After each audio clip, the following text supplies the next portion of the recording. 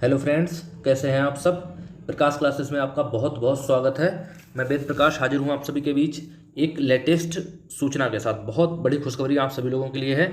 और जैसा कि मेरे द्वारा पहले भी आपको बताया गया था कि उत्तर प्रदेश अधीनस्थ सेवा चयन आयोग के द्वारा बंद दरोगा की मुख्य परीक्षा के लिए ऑनलाइन आवेदन बहुत जल्द आने वाले हैं। और देखिए, वैसा ही हुआ। मैंने कहा था कि सितंबर महीना पूरा नहीं बीतेगा और ये विज्ञापन बहुत जल्द जारी होगा, और वैसा ही हुआ। उत्तर प्रदेश अधीनस्थ सेवा चयन आयोग के द्वारा बंद दरोगा की मुख्य परीक्षा, जो प्रारंभिक अर्हता परीक्षा 2021 पर आधारित होगी, उसका नोटिफिकेशन यानी कि विज्ञापन जारी किया जा चुका है। और ये सूचना वेबसाइट पर अपलोड भी की जा चुकी है। ऑनलाइन आवेदन और सारी जानकारी आपको इसी वीडियो में मिलेगी। वीडियो के अंत तक जरूर बने रहिएगा। चलिए शुरुआत करते हैं हम लोग। सबसे पहली चीज़ ये है कि ऑनलाइन जो आवेदन है वो आपके 17 तारीख से स्टार्ट हैं। और शुल्क जमा करने की जो तिथि है वो 6 है, 6/11। 17/10 से आपके ऑनलाइन आवेदन स्टार्ट होंगे। अभी जो महीना चल रहा है वो नवा महीना चल रहा है, यानी सितंबर चल रहा है। 17/10 से, 17/10 का मतलब हो गया अक्टूबर से आपके ऑनलाइन आवेदन स्टार्ट हो जाएंगे। और ये प्रक्रिया जो है 6/11 तक चलने वाली है, यानी कि 6 नवंबर तक ये प्रक्रिया चलेगी। ठीक है। इसके बाद शुल्क समायोजन एवं आवेदन में संशोधन की अंतिम तिथि, कि आपके आवेदन में किसी प्रकार की कोई मिस्टेक हो गई है तो आप उसमें भी संशोधन कर सकते हैं। और संशोधन की जो अंतिम तिथि है वो 13/11 दी गई है। ठीक है। इसके बाद अन्य सारी प्रक्रियाओं की हम बात करेंगे कि ये भर्ती जो है इसमें सूचना दी गई है, आप लोग स्पष्ट पढ़ सकते हैं। विशेष कथन इन्होंने दिया है, उपयुक्त विज्ञापन के सापेक्ष ऑनलाइन सबमिट व शुल्क जमा करने की अंतिम तिथि 6/11/2022 है। इस तिथि के बाद कोई भी आवेदन स्वीकार नहीं किया जाएगा। अभ्यर्थी द्वारा अपने आवेदन का प्रिंट आउट तब तक नहीं निकाला जा सकता है जब तक कि उसके द्वारा शुल्क समायोजन बैंक द्वारा कर नहीं दिया जाता। यानी कि अगर आपने ऑनलाइन आवेदन करने के पश्चात शुल्क जमा कर दिया है और आपका शुल्क जो है बैंक द्वारा समायोजित नहीं किया गया है, तब तक भी आप प्रिंट आउट नहीं निकाल सकते हैं। इसलिए जो है आप समायोजन 6/11/2022 तथा उसके पश्चात 7 दिवस के अंदर अर्थात 13/11 तक अनिवार्य रूप से करा लिया जाए। तो ये सूचना उन्होंने दी है कि आप लोगों के लिए किसी भी प्रकार की कोई समस्या नहीं होगी। यानी कि ऑनलाइन शुल्क आपने कटवा दिया है और बाई चांस पूर्णतः सबमिट नहीं हुआ है तो 7 दिवस के अंदर ये समस्या का समाधान हो जाएगा।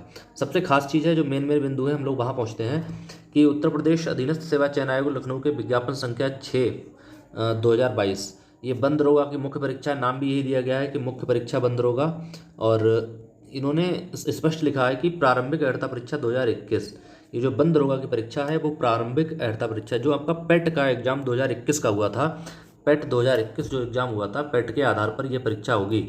अब जिन बच्चों ने पेट का एग्ज़ाम 2021 में नहीं दिया था, अब तो वो एकदम जो है बहुत परेशान हो जाएंगे।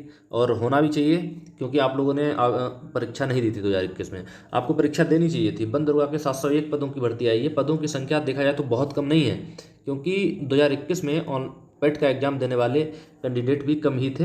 और जो उनका रेशियो रहा था वो भी पासिंग आउट का वो भी कम ही रहा था। तो इस प्रकार अगर देखा जाए तो बहुत ज़्यादा कट ऑफ नहीं जाएगी। कट ऑफ क्या रहेगी क्या नहीं रहेगी, इन सारी चीज़ों की बात हम लोग अगले वीडियो में करेंगे। ठीक है।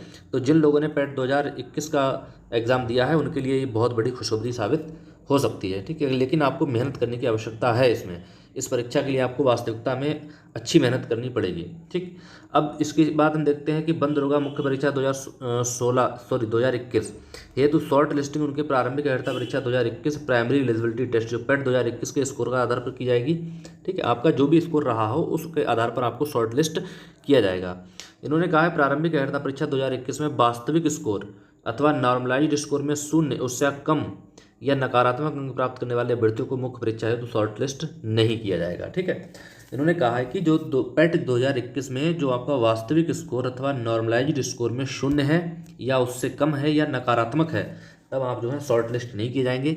यानी कि आपका पेट में जो नंबर होना चाहिए वो 0 से अधिक होना चाहिए, 0 या इससे कम नहीं होना चाहिए। ये सबसे बड़ी खास बात है। ठीक है।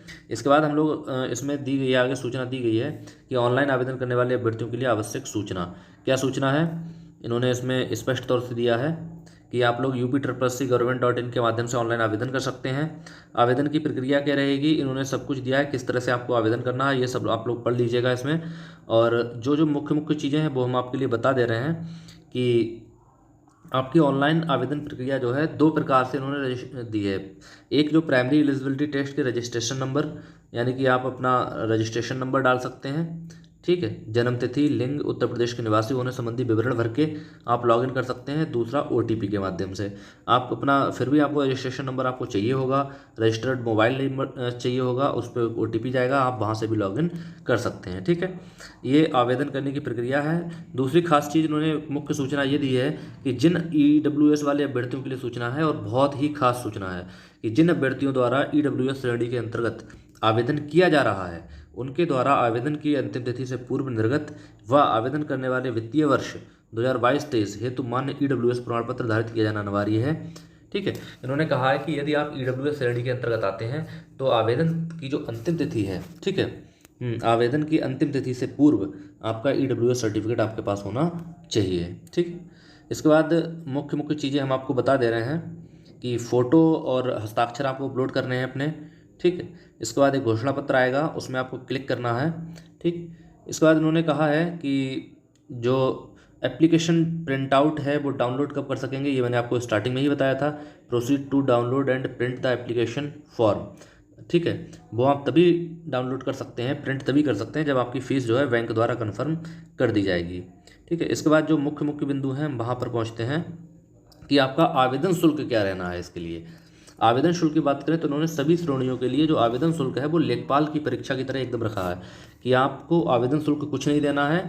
आवेदन शुल्क जो है आपका वो 0 है, लेकिन ऑनलाइन प्रक्रिया शुल्क आपको देना है 25 रुपये।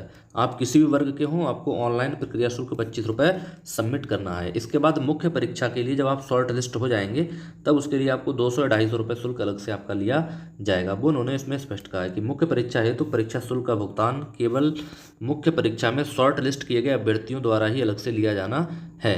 ठीक है, जो भी सरकार द्वारा निर्धारित किया जाएगा, और आपको अभी कोई भी शुल्क नहीं देना है, सिर्फ 25 रुपये आपको प्रोसेसिंग फीस अपनी देनी है।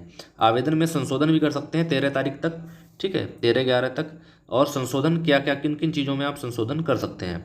नंबर 1, नाम की वर्तनी में कोई गलती हो गई है, पिता या पति के नाम में वर्तनी में गलती हो गई है, पत्राचार का पता गलत हो गया है, अन्य व्यक्तिगत विवरण जैसे ईडब्ल्यूएस, क्षैतिज आरक्षण, ठीक है, और जाति की श्रेणी और लिंग, ये उन्होंने स्पष्ट दिया है। ठीक है, और आवेदन में अंतिम चीज़ क्या, आवेदन में अनिवार्य अध्वानी अर्हता, यानी कि आपने अपनी जो योग्यता फिल की है वो, अगर इन चीज़ों में से किसी भी चीज़ में आपने कोई मिस्टेक की है तो उन्होंने साफ कहा है कि अभ्यर्थी द्वारा अपने आवेदन पत्र में निम्नलिखित विवरण को संशोधित किया जा सकता है। उक्त के अतिरिक्त अभ्यर्थी को आवेदन में किसी अन्य विवरण की अनुमति नहीं दी जाएगी। यानी कि जो चीज़ें इन्होंने यहाँ पे दी हैं, इनमें से अगर कोई अन्य आपकी मिस्टेक हुई है तो आपको संशोधन करने का मौका नहीं मिलेगा। इतनी चीज़ों में आप अपना संशोधन कर सकते हैं, वो भी 13 तारीख तक। ठीक है, 13/11 तक। इसके बाद पदों का विवरण देखिए, पूरी सारणी दी गई है कि पद कितने हैं। पद विभाग का नाम वन एवं वन्यजीव विभाग है। पद का नाम भी सीधे इन्होंने वन दरोगा ही रखा है, और ग्रेड जो है अच्छा है, 2800 ग्रेड है, लेवल 5 की नौकरी है, बढ़िया है। 21 से 40 साल तक आप आवेदन कर सकते हैं। अनारक्षित वर्ग के 288 पद हैं, अनुसूचित जाति के 160 पद हैं, अनुसूचित जनजाति के 20 पद हैं, और अन्य पिछड़ा वर्ग के 163 हैं। ईडब्ल्यूएस के लिए 70 पद अलग से दिए गए हैं, और टोटल जो है 701 पद हो गए। बहुत अच्छी भर्ती है। 2021 में जिन लोगों ने पैट कर लिया था उनके लिए एक बहुत अच्छा मौका मिला है। ठीक है, इसके बाद उन्होंने कहा है कि बहुत शैक्षिक आरक्षण वन्य जीव के लिए। आरक्षण की बात, कुछ अभ्यर्थी हमारे आरक्षण भी चाहते हैं, ज़रूरत ही भी है देखा जाए तो समाज में, तो उसकी भी बात कर लेते हैं। वन एवं वन्य जीव विभाग में जो वन दुर्गा की भर्ती है, स्वतंत्रता संग्राम सेनानी के आश्रित हैं, जो फ्रीडम फाइटर्स के हैं, उनके लिए पदों की संख्या 14 है। महिलाओं के लिए 140 है। सैन्य वियोजित या भूतपूर्व जो सैनिक हैं उनके लिए 35 है। उत्कृष्ट खिलाड़ियों हेतु 14, और दिव्यांग जनों के लिए कोई पद चिन्हित नहीं है, यानी कि विकलांग कैंडिडेट इसमें किसी भी प्रकार से आवेदन नहीं कर सकते हैं। ठीक है, और ये सारी चीज़ इन्होंने जो दी रखी है वो इन्होंने आरक्षण की दे रखी है, आप उसे भी पढ़ सकते हैं। इसके बाद खास चीज़ ये है कि उत्तर प्रदेश की महिला अभ्यर्थियों के लिए, कि महिला अभ्यर्थियों के मामले पिता पक्ष से निर्गत जाति प्रमाण पत्र ही मान्य होगा। यानी कि यदि आपके पिता जो हैं ओबीसी वर्ग में आते हैं तो आप ओबीसी वर्ग में काउंट की जाएंगी, चाहे आपकी शादी जो है वो अनारक्षित वर्ग में क्यों ना ही हुई हो। आपके पिता की तरफ से जो निर्गत जाति प्रमाण पत्र होगा वही आपके लिए मान्य होगा। ठीक है, और शैक्षिक योग्यता देखिए, वन दरोगा के लिए उन्होंने दे रखा है कि योग्यता क्या होनी चाहिए, शैक्षिक योग्यता। ठीक है, भारत में विधि द्वारा स्थापित विश्वविद्यालय से गणित, भौतिक विज्ञान, रसायन विज्ञान, वनस्पति विज्ञान, जंतु विज्ञान, वानिकी, भूगर्भ विज्ञान, कृषि, सांख्यिकी, पर्यावरण विज्ञान में 2 या 2 से अधिक विषय के साथ स्नातक की उपाधि या इसके समकक्ष कोई भी योग्यता है। ठीक है, या पशु चिकित्सा विज्ञान में स्नातक की उपाधि धारित की है, या सरकार द्वारा मान्यता प्राप्त इसके समकक्ष कोई और योग्यता है, तब आप इसके लिए आवेदन कर सकते हैं। ठीक है, अधिमानी अर्हता यानी कि जो वरीयता दी जाएगी, वरीयता देने के लिए भी इन्होंने इसमें दिया है कि प्रादेशिक सेना में न्यूनतम 2 वर्ष की अवधि तक सेवा की हो, या राष्ट्रीय कैडेट कोर का बी प्रमाण पत्र हो, यानी कि एनसीसी, यदि आप एनसीसी का बी प्रमाण पत्र है, ठीक है, या फिर आपने प्रादेशिक सेवा में न्यूनतम 2 वर्ष की सेवा की है, तब आपको इसके लिए वरीयता दी जाएगी। ठीक है, और इसके बाद आयु सीमा की बात करें, आयु सीमा जो है 1 जुलाई को 21 वर्ष की आयु प्राप्त कर ली हो, ठीक है, 40 वर्ष से अधिक की आयु प्राप्त ना की हो, 1 जुलाई 2022 के लिए। जिन लोगों की आयु 1 जुलाई 2022 को 21 वर्ष या 40 वर्ष अधिकतम हुई है, वो लोग आवेदन कर सकते हैं। ठीक है, आरक्षण भी आपको अपनी जाति के अनुसार दिया जाएगा। ये सारे आरक्षण की बातें यहाँ पे कही गई हैं। चयन आपका किस प्रकार से होगा, देखिए चयन जो है वो लिखित परीक्षा के आधार पर होगा। जब आप शॉर्ट लिस्ट कर दिए जाएंगे, ठीक है, तब आपके लिखित परीक्षा के लिए एक सूचना आएगी और उसी परीक्षा के आधार पर आपका चयन किया जाएगा। ठीक है, साक्षात्कार बंद कर दिया गया है, इसमें साक्षात्कार किसी प्रकार का नहीं होगा, ये भी सूचना उन्होंने दे रखी है। ठीक, इसके बाद शारीरिक मानक नियम जो दिए गए हैं, शारीरिक मानक कि आपकी लंबाई कितनी होनी चाहिए। ठीक है, तो पुरुष वर्ग के लिए इन्होंने दे रखा है कि ऊंचाई जो है 163, ठीक, और महिला वर्ग के लिए 150। सीना जो है 84 सेंटीमीटर होना चाहिए, पुरुषों का 5 सेंटीमीटर फुलाव होना चाहिए। महिलाओं का चेस्ट जो है 79 सेंटीमीटर और फुलाव जो है 5 सेंटीमीटर होना चाहिए। ये इन्होंने ऊंचाई दे रखी है। इसके बाद इन्होंने जो कुछ अन्य जातियां होती हैं, जैसे गोरखा है, नेपाली है, गढ़वाली है, कुमायूनी है, मूल वंश के अभ्यर्थियों की इनकी न्यूनतम ऊंचाई दे रखी है कि पुरुषों के लिए 152.5 और महिलाओं के लिए 145 सेंटीमीटर होनी चाहिए। ठीक है, शारीरिक मानक यदि आपका फिजिकल किस तरह से होगा, फिजिकल की बात करें हम, फिजिकल के लिए तो पुरुषों के लिए 4 घंटे में 25 किलोमीटर की दौड़ पूरी करनी है।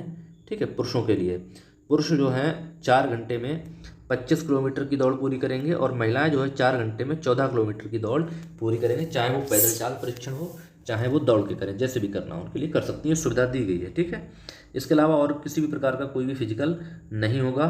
ठीक है, और परीक्षा पाठ्यक्रम वगैरह ये सब वेबसाइट पर अलग से प्रकाशित कर दिए जाएंगे। ये भी उन्होंने कहा है कि जो भी इसका सिलेबस होगा वो आपको अलग से इस पर प्रोवाइड करा दिया जाएगा। ठीक, अब इन्होंने एक खास मुख्य चीज़ ये कही है कि बंद दरोगा की लिखित परीक्षा में विज्ञापित पदों के हेतु 15 गुना अभ्यर्थियों को शॉर्ट लिस्टेड किया जाएगा आपके पेट 2021 के स्कोर के आधार पर।